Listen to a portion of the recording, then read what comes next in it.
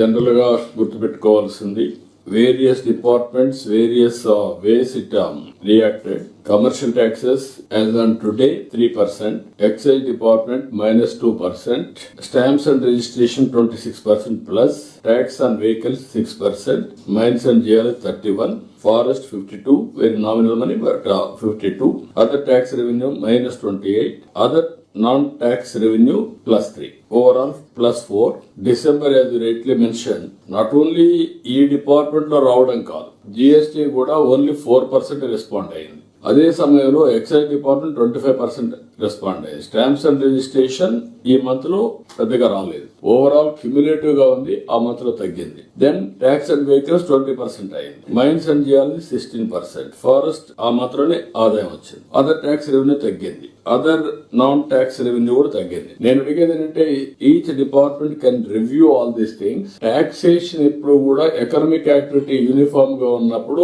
Overall గా collections కూడా uniform గా ఉండాలి. యూనిఫామ్ గా లేవు అంటే ఆ డిపార్ట్మెంట్స్ యొక్క performance are somewhere some problem. That is where మీరు కూడా అనలైజ్ చేసి ఈ రోజు మన జిఎస్టిపి కాంట్రిబ్యూషన్ ఎక్కువ వచ్చినప్పుడు అదర్ స్టేట్స్ లో కూడా ఆ పర్చేసింగ్ కెపాసిటీ వస్తుంది, ఎకనామిక్ యాక్టివిటీ వస్తుంది. వచ్చినప్పుడు అది రిఫ్లెక్ట్ అయిందా లేదా, స్పెషల్ టూల్స్ ఉంటాయి కూడా ఉపయోగించి మీరు అనలైజ్ చేసి ఎవరైనా సరే రాష్ట్రంలో వ్యాపారం చేసే ప్రతి ఒక్కరు ఆనెస్ట్ గా చేసే పరిస్థితి రావాలి. ట్యాక్స్ ఎవేషన్ ఉంటే you cannot meet the expenditure. ఆ స్పిరిట్ రావాలి అందరికి.